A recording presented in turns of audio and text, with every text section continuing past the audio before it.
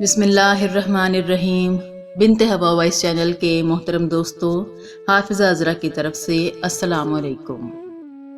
محترم ناظرین، آج کی ویڈیو میں ہم ایک دلچسپ واقعے کے بارے میں جانیں گے جسے سن کر آپ کا ایمان تازہ ہو جائے گا، لیکن گزارش ہے کہ اس واقعے کو مکمل طور پر سمجھنے کے لیے ویڈیو کو اینڈ تک ضرور دیکھیے گا۔ محترم ناظرین، کہا جاتا ہے کہ کسی ملک میں ایک ہندو عورت رہتی تھی۔ وہ بہت خوبصورت تھی۔ اللہ تعالیٰ نے اسے بے انتہا حسن و جمال سے نواز رکھا تھا، لیکن وہ بے انتہا بدکار تھی۔ پوری بستی کے ساتھ اس نے ناجائز تعلقات بنا رکھے تھے۔ وہ اتنی مالدار ہو گئی تھی کہ اس نے اپنے لیے ایک بڑا محل تعمیر کروایا اور اس میں ایک تخت بھی بنوایا۔ وہ ہر روز بن سور کر تخت پر بیٹھا کرتی تھی جیسے کوئی ملکہ بیٹھتی ہے۔ اس کی زندگی اسی طرح گزر رہی تھی کہ ایک مرتبہ وہ اپنے محل کا دروازہ کھول کر سامنے تخت پر بیٹھ گئی۔ اتنے میں اس بستی کا ایک مسلمان نوجوان جو کہ بہت نیک تھا، بہت عبادت گزار تھا، وہاں سے گزرا۔ اس نیک نوجوان کی نظر وہاں سے گزرتے ہوئے اس ملکہ نما بدکار عورت پر جا پڑی۔ وہ اسے دیکھ کر آگے بڑھ گیا۔ چلا تو گیا، لیکن اس عورت کی تصویر ایسی اس کے دل میں چھپی کہ اس کا دھیان عورت کی ہی طرف بھٹکتا رہتا۔ اس کے بعد وہ نوجوان جب بھی مراقبے میں، عبادت میں، تسبیح میں، ذکر میں بیٹھتا تو اس کا دل کسی بھی چیز میں نہیں لگتا تھا۔ اس نوجوان نے اس عورت کا دھیان دماغ سے نکالنے کے لیے روزے بھی رکھے۔ اس مقصد کے لیے اس نے خود کو کئی بار تکلیف دی، کئی بار سمجھایا خود کو، کئی دن بھوکا پیاسا بھی رہا، مگر ناکام رہا اور اس عورت کو اپنے خیالوں سے نہ نکال سکا۔ یہاں تک کہ ایک دن اس نے سوچا کہ اس خیال سے کیونکہ میری جان نہیں چھوٹتی، میں اس عورت کے پاس چلا جاتا ہوں۔ اس کے پاس جو بھی تھوڑا بہت سامان تھا اسے بیچ ڈالا اور اتنے پیسے اکٹھے کیے جتنے پیسوں سے وہ بدکار عورت اپنے پاس آنے کی اجازت دیتی تھی۔ وہ نوجوان اس عورت کے پاس آیا اور اسے پیسے دے کر اس کے پاس جا کر بیٹھ گیا۔ بات چیت کرنے لگا۔ بات کرتے کرتے اس کے دل میں خیال آیا کہ میں نے ساری زندگی اتنی پاکیزگی اور پاک دامنی کے ساتھ گزاری ہے، لیکن آج میرا رب مجھے اس ناپاک عورت کے ساتھ بیٹھے دیکھ رہا ہوگا۔ جیسے ہی یہ خیال اس کے دل میں آیا تو وہ اللہ کے خوف سے لرز گیا۔ اس نوجوان نے کانپنا شروع کر دیا۔ اس بدکار عورت نے پوچھا، تمہارے کانپنے کی کیا وجہ ہے؟ تمہارا چہرہ پھیکا کیوں پڑ گیا ہے؟ اس نوجوان نے جواب دیا کہ بس میری طبیعت کچھ ٹھیک نہیں ہے۔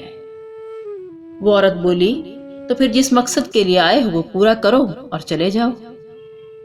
اس نوجوان نے کہا، نہیں، میں ایسا نہیں کروں گا۔ وہ عورت حیران ہو کر رہ گئی کہ ساری زندگی میں نے کوئی مرد ایسا نہیں دیکھا جو میرے اتنے پاس آئے اور برائی کیے بغیر واپس چلا جائے۔ یہ کیسا نوجوان ہے؟ لیکن اس نوجوان نے وہاں سے جانے کا ہی کہا۔ اس عورت نے پوچھا، تم کون ہو؟ کہاں سے آئے ہو؟ نوجوان نے بتایا کہ یہ میرا نام ہے اور میں فلاں جگہ کا رہنے والا ہوں۔ میرے دل میں یہ خیال آ رہا ہے کہ میں نے ساری زندگی اللہ کی عبادت کی ہے، اس کے بتائے ہوئے طریقوں سے زندگی گزاری ہے، اور آج وہ مجھے تیرے ساتھ بیٹھے ہوئے دیکھ رہا ہوگا۔ یہ کہہ کر اس نوجوان کی آنکھوں سے آنسو نکل آئے اور روتے روتے وہاں سے چل پڑا۔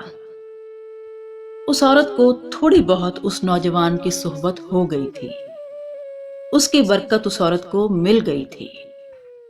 اس عورت نے سوچا کہ یہ نوجوان بغیر کوئی گناہ کیے اللہ سے اتنا ڈرتا ہے، اور میں تو سارا دن اور ساری رات گناہ میں گزارتی ہوں اور پھر بھی اللہ سے نہیں ڈرتی۔ شرمندگی اور ندامت سے سوچنے لگی کہ کیا کروں۔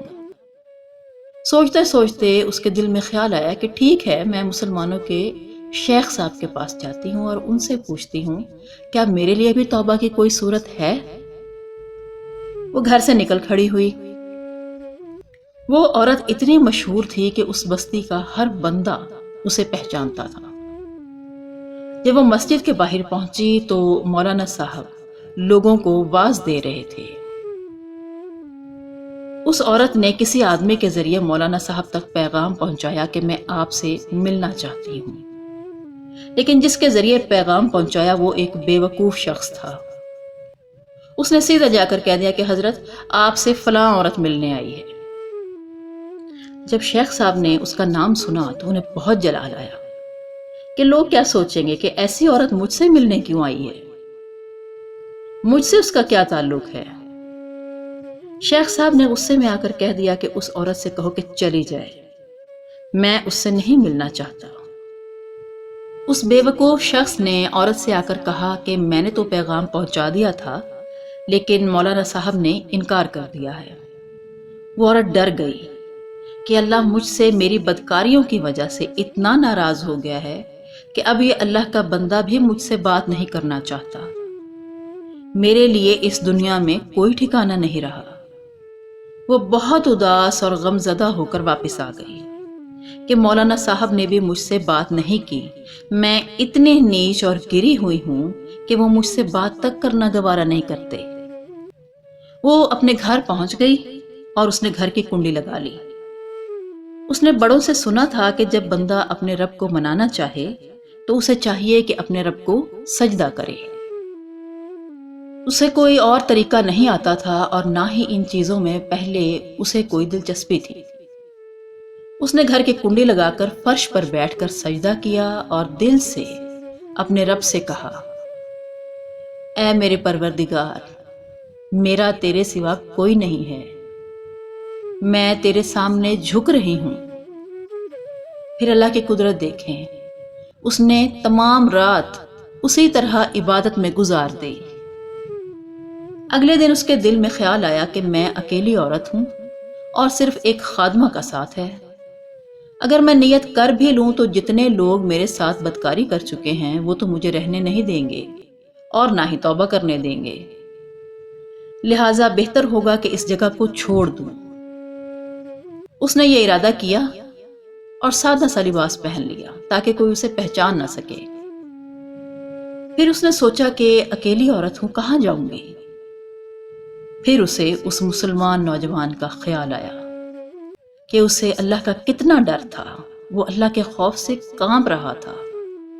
کیوں نہ اس اللہ کے بندے کے پاس چلی جاؤں اور اس کی خادمہ بن جاؤں، کیا پتا وہ مجھے اپنے نکاح میں قبول کر لے۔